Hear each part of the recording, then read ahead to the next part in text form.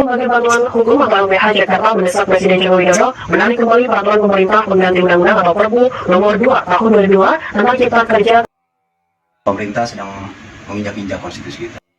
Lawan sampai pekerja menang. Harus bergerak, lawan sampai titik darah penghabisan. Assalamualaikum warahmatullahi wabarakatuh. Selamat siang. Salam soliditas, salam solidaritas, salam perjuangan untuk kita semua. Salam perjuangan pekerja. Hari ini kita mendengar berita tentang Perpu Nomor 2 2022. Bung Rere mungkin bisa menanggapi atau menambahkan, atau mungkin mau menyampaikan hal-hal termasuk sampai ke isinya lah. Ya, tadi Bung Hermawan nggak menyebut pembangkangan ya? Iya. Jadi memang yang disebut pembangkangan, kenapa disebut pembangkangan? Ini bahkan banyak pengamat hukum ya menyebut itu pembangkangan hukum. Kenapa? Karena jelas putusan Mahkamah Konstitusi terkait Undang-Undang Cipta Kerja itu adalah inkonstitusional bersyarat. Jadi dia putusannya agar diperbaiki selama 2 tahun. Memang putusan MK ada beberapa yang masih berlaku, tapi yang bersifat strategis itu nggak boleh dilakukan sebetulnya. Nah itu perintah Mahkamah Konstitusi, perintahnya kayak gitu. Nah ini pemerintah ya, khususnya Presiden mengeluarkan Perpu itu tidak mencerminkan perintah Mahkamah Konstitusi, justru memperbaiki, malah bikin Perpu peraturan pemerintah pengganti undang-undang secara undang-undang. Jadi artinya pemerintah tuh bikin jalan pintas, nggak mau susah, ya, bikin Perpu. Nah ini yang disebut pembangkangan sebelumnya. Dia nggak taat sama perintah Mahkamah Konstitusi yang tadi disebut sebagai jalan terakhir mencari keadilan. Kalau udah eksekutif nggak beres, legislatif nggak beres, berarti jalan terakhir ada di hakim sebetulnya. Dalam hal ini di Mahkamah Konstitusi. Nah ini yang disebut pembangkangan. Tadi juga disampaikan Bung Hermawan, memang Perpu kan identik kalau kondisinya genting atau mendesak. Nah ini yang nggak pernah dijelaskan sama pemerintah, gentingnya di mana, mendesaknya di mana, dari sisi mana gitu. Ujuk-ujuk kalau kita sih bahasa pekerja gitu, ujuk-ujuk keluar Perpu. Nah ini yang disebut pembangkangan hukum. Nah harusnya kan setelah putusan MK harus pemerintah sama legislatif sama DPR ya perbaiki itu undang-undang cipta kerjanya yang diperintahkan oleh Mahkamah Konstitusi, bukan ngeluarin Perpu. Soalnya kalau bikin Perpunya mencabut cipta kerja, nah kita setuju kan sebagai pekerja. Karena akan kembali lagi kepada Undang-Undang 13 2003 yang notabene pasti lebih baik dari Undang-Undang Cipta Kerja, dari PP 78, dari Permenaker yang baru buat, Permenaker 18 ya, kalau nggak salah ya, tahun 2022. Jadi itu yang disebut pembangkangan hukum. Nah memang lagi-lagi ya, pasti kan pemerintah bilangnya ya udah diuji lagi. Nah itulah pemerintah kita kan, uji lagi di MK. Ya paling kita akan uji lagi di MK masalah Undang-Undang Cipta Kerja.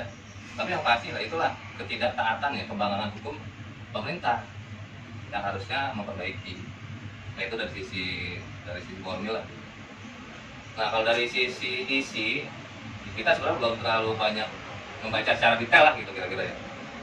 Kita baru baca di media, baca sekilas ya, karena juga salinannya baru dapat juga kan kemarin. Tanggal 30 ya terbitnya. 30 terbit. Nah sebenarnya ada beberapa poin yang paling krusial sih dalam Undang-Undang Cipta Kerja. Satu, kita bicara masalah outsourcing. Kedua, ketidakpastian kerja atau pekerja kontrak yang masa kerjanya tuh nggak jelas sampai 5 tahun. Jadi bahasa kita kontrak terus kapan jadi karyawannya kan. Terus sistem pengupahan di Undang-Undang Cipta Kerja itu lebih buruk dari PP 78. Dan juga yang paling krusial juga masalah kompensasi. Mudahnya di PHK dan jumlah kompensasi yang jauh berkurang dari Undang-Undang 13. Nah itu berapa hal tuh. 4 itu yang paling krusial. Banyak lagi sebenarnya yang hal-hal yang diturunkan lah nilai PHK termasuk dalamnya ya. Nah ini kita lihat kan dari keterangan pemerintah ada 2 hal perbaikan dalam Perpu nomor 2 tahun 2022. Yang pertama terkait outsourcing, itu kalau nggak salah di pasal 64, 65, 66. Nah itu pemerintah menyebutkan bahwa outsourcing sudah, kalau di Undang-Undang Cipta Kerja kan semua jenis pekerjaan boleh di outsourcing. Nah, di Perpu kita baca sekilas dan dari keterangan pemerintah katanya outsourcing kembali dibatasi jenis pekerjaannya. Nah, itu nanti diatur di peraturan pemerintah. Nah, kita tinggal tunggu nih peraturan pemerintahnya apakah betul-betul dibatasi jenis pekerjaannya terhadap outsourcing atau cuma sekedar janji manis ya. Karena itu yang tercantum dalam Perpu. Yang kedua yang ada sedikit perbaikan, ini perbaikan dari Undang-Undang Cipta Kerja ya, bukan perbaikan dari PP 8 atau Undang-Undang 13.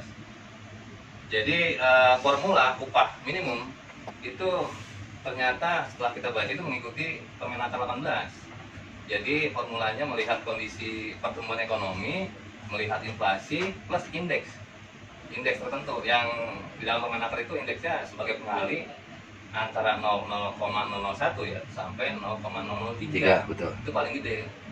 Jadi artinya perbaikan dari Undang-Undang Cipta Kerja, formula upah ini mengikuti Permenaker, tapi tidak lebih baik dari PP 78 apalagi dari Undang-Undang 13.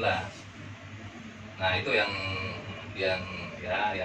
sedikit diperbaiki. Tetap kalau buruh sih tetap menolak sebetulnya, karena jangankan Undang-Undang Cipta Kerja, jangankan Perpu PP 78 ini sebenarnya masih kita tolak sampai saat ini. Yang formula upah inflasi plus PDB itu aja kita tolak, apalagi diturunkan. Jadi mungkin satu pembangkangan hukum, kedua dari isinya juga masih belum sesuai harapan buruh. Dari situ nanti ya ada kawan kita yang sering Berdebat. dengan Diskusi. atau mendengarkan keluh kesah teman-teman pekerja. Ini dia nanti mungkin mau komentar.